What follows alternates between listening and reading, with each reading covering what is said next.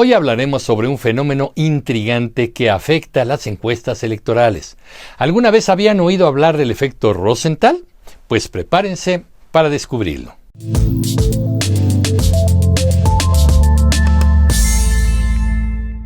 Para entender cómo se afectan las encuestas electorales sin que los propios electores no nos demos cuenta, tenemos que hablar de algo que se llama el efecto Rosenthal. El efecto Rosenthal, también conocido como efecto de expectativa del experimentador, se relaciona con los experimentos y el sesgo de quien realiza esos experimentos. Es un fenómeno psicológico descubierto por el investigador Robert Rosenthal en la década de 1960. En pocas palabras, cuando los investigadores tienen expectativas sobre los resultados, pueden influir en el comportamiento de los participantes, o en nuestro caso, de los encuestados.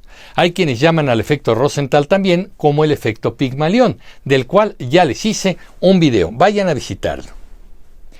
¿Cómo afecta esto a las encuestas electorales? Bueno, los investigadores creen que las expectativas positivas pueden influir en la forma en que se realizan las preguntas o incluso en cómo se interpretan las respuestas. Esto puede sesgar los resultados y afectar la precisión de las encuestas. Veamos un ejemplo para que nos quede más claro.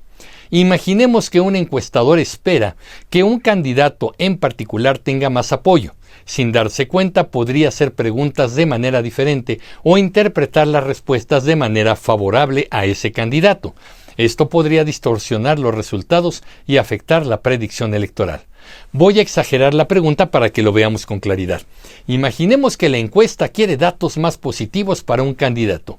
Así podría preguntar: ¿conoce usted la gran trayectoria profesional de tal candidato? Si el encuestado contesta que sí, el encuestador dirá que esa persona conoce y considera grandioso que el candidato tenga esa trayectoria profesional, aunque en realidad el encuestado no tenga todo el conocimiento del currículum del candidato. Cuando los resultados de las encuestas electorales se hacen públicos, pueden tener un impacto significativo en el comportamiento de los votantes. Aquí es donde entra en juego el efecto Rosenthal. Si una encuesta muestra que un candidato tiene una gran ventaja, esto puede influir en los votantes de varias maneras. 1. El voto de bandwagon o efecto de arrastre. Algunas personas pueden decidir apoyar al candidato que va ganando porque quieren formar parte del grupo mayoritario o porque creen que ese candidato tiene más probabilidades de ganar.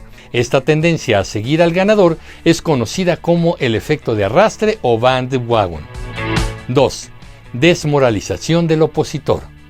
Por otro lado, si un candidato va perdiendo por un amplio margen en las encuestas, sus seguidores pueden sentirse desmoralizados y decidir no votar, pensando que su voto no hará una diferencia. Esto puede reducir la participación electoral de ese grupo. 3. Movilización de la base. En algunos casos, las encuestas pueden movilizar a los votantes del candidato que va perdiendo. Al ver a su candidato en desventaja, los partidarios pueden sentirse motivados a esforzarse más para cambiar el resultado, aumentando así su participación en las elecciones. Los medios de comunicación también juegan un papel crucial en la forma en que las encuestas electorales afectan la percepción pública. Los medios suelen cubrir ampliamente los resultados de las encuestas y su interpretación puede influir en la opinión pública. Si los medios presentan a un candidato como el favorito, esto puede reforzar las expectativas positivas y atraer más apoyo para ese candidato. Ahora, no solo los votantes y los medios de comunicación son influenciados por las encuestas, los propios candidatos también pueden verse afectados. Si un candidato ve que está ganando en las encuestas, puede sentirse más seguro y optimista, lo que podría mejorar su desempeño en debates y actos de campaña. Por el contrario, un candidato que va perdiendo puede experimentar estrés y ansiedad, lo que podría afectar negativamente su campaña. Para entender mejor cómo funciona esto en la práctica, veamos algunos ejemplos históricos donde las encuestas electorales han influido en el resultado electoral. En la famosa elección presidencial de 1948 en Estados Unidos, las encuestas predijeron una victoria aplastante para el candidato republicano Thomas Dewey sobre el presidente en ejercicio Harry Truman. Los medios de comunicación estaban tan seguros del resultado que algunos incluso publicaron titulares prematuros anunciando la victoria de Dewey. Sin embargo, contra todas las expectativas, Truman ganó la elección. Algunos analistas creen que la confianza excesiva de los votantes de Dewey llevó a una menor participación, mientras que los partidarios de Truman se movilizaron fuertemente en el último momento.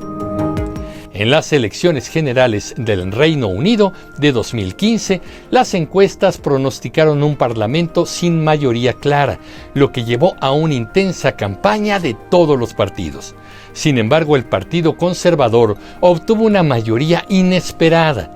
Las encuestas fallidas llevaron a un debate sobre su precisión y la influencia que pudieron haber tenido en la campaña y en la percepción pública.